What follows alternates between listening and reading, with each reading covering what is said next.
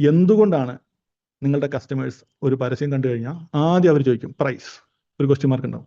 നിങ്ങൾ ആ പ്രൈസിന് 2000, 3000 അല്ലെ 599, 599 ഇത് എൻ്റർ ചെയ്ത് കൊടുക്കുന്നു. പിന്നെ ആ കസ്റ്റമറെ എവിടെയും കാണാറില്ല. എന്തുകൊണ്ടാണ് പ്രൈസ് ചോദിക്കുന്നത്? അവൻ്റെ അവസാനത്തെ ക്വസ്റ്റ്യനാണ്. സത്യം പറഞ്ഞാൽ ഒരു കസ്റ്റമർ പ്രൈസ് ചോദിക്കുന്നുണ്ടെങ്കിൽ ആ കസ്റ്റമർ അവൻ ആദ്യം തന്നെ നിങ്ങളുടെ പ്രൊഡക്റ്റിനെ, സർവീസിനെ, അതിൻ്റെ ക്വാളിറ്റിയെ, ഈവൻ നിങ്ങളെ തന്നെ അവർക്ക് ട്രസ്റ്റ് ഇല്ലാത്തതുകൊണ്ടാണ്. കാരണം നിങ്ങളെ അവർക്ക് ട്രസ്റ്റ് ഉണ്ടെങ്കിൽ അവർ അതിൻ്റെ റിസൾട്ട് എങ്ങനെയുണ്ട്, അല്ലെങ്കിൽ കസ്റ്റമർ റിവ്യൂ തരാമോ എന്നൊക്കെ ആയിരിക്കും ചോദിക്കുക. പ്രൈസ് ആയിരിക്കില്ല. അല്ലെങ്കിൽ അതിൻ്റെ ഫീച്ചേഴ്സ് ആയിരിക്കും ചോദിക്കുക. അതല്ലെങ്കിൽ ഇത് ഞാൻ ഉപയോഗിച്ചാൽ കിട്ടുന്ന ബെനിഫിറ്റ് ആയിരിക്കും. അപ്പോൾ നിങ്ങൾ എപ്പോഴും ആലോചിക്കുക, നിങ്ങളോട് ഒരു കസ്റ്റമർ ആദ്യം തന്നെ പ്രൈസാണ് ചോദിക്കുന്നതെങ്കിൽ നിങ്ങളോട് അവർക്ക് യാതൊരു താല്പര്യമില്ല. അവരുടെ ഉദ്ദേശത്തിലേ ഉള്ളൂ, ഒന്ന്, ഇതിൻ്റെ വില അറിയണം. രണ്ട്, ഇത് വേറെ എവിടെയും ഇതിനേക്കാളും ചീപ്പായിട്ട് കിട്ടുമെന്ന് അറിയണം. മൂന്ന്, ഈ പറഞ്ഞ പ്രൊഡക്റ്റിൻ്റെ ക്വാളിറ്റി എന്നല്ല, ആ പ്രൊഡക്റ്റും പ്രൈസുമായിട്ട് അവർക്കൊന്ന് കമ്പയർ ചെയ്ത് നോക്കണം. സോ ഇനി നമുക്ക് എങ്ങനെ ഒരാൾ പ്രൈസ് ചോദിക്കുന്നതിന് മുമ്പ് അവർക്ക് എങ്ങനെ ക്ലാരിറ്റി കൊടുക്കാം, അതേപോലെ എങ്ങനെ നമ്മുടെ പ്രൊഡക്റ്റിൻ്റെ വാല്യൂ കൂട്ടാം, അതേപോലെ തന്നെ അവർ നമ്മുടെ പ്രൊഡക്റ്റിൻ്റെ പ്രൈസ് അല്ലാതെ മറ്റു പല കാര്യങ്ങളിലേക്ക് അവരുടെ ശ്രദ്ധ എങ്ങനെ മാറ്റാം, അതേപോലെ തന്നെ നമുക്ക് ഓഫറിൽ മാത്രം പിടിച്ചു നിൽക്കാതെ നല്ല ക്വാളിറ്റിയുള്ള പ്രൊഡക്റ്റ് കൊടുത്ത് എങ്ങനെ നമുക്ക് സെയിൽ മുന്നോട്ട് കൊണ്ടുപോകാം എന്ന കാര്യം നോക്കാം.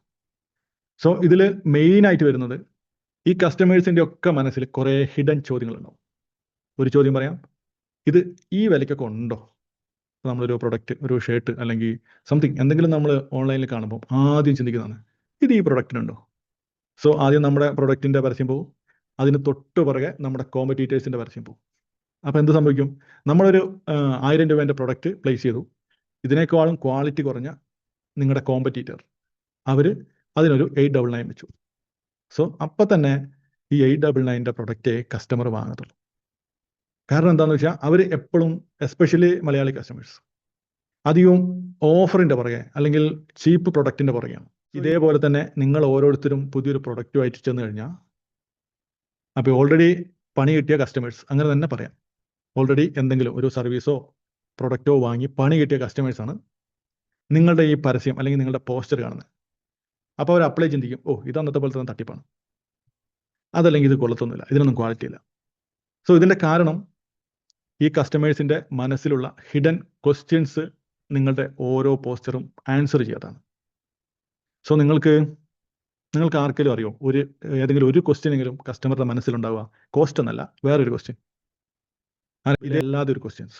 അപ്പോൾ നോ വറീസ്, ഇന്ന് നമുക്ക് അതിൽ എങ്ങനെ ക്വസ്റ്റ്യൻസ് കണ്ടുപിടിക്കാം, അതേപോലെ എന്തൊക്കെ ക്വസ്റ്റ്യൻ ആണ് വരുന്നത്, അപ്പോൾ ഇതിനെക്കുറിച്ച് നമുക്ക് കുറച്ച് ഡീറ്റെയിൽ ആയിട്ട് പോവാം.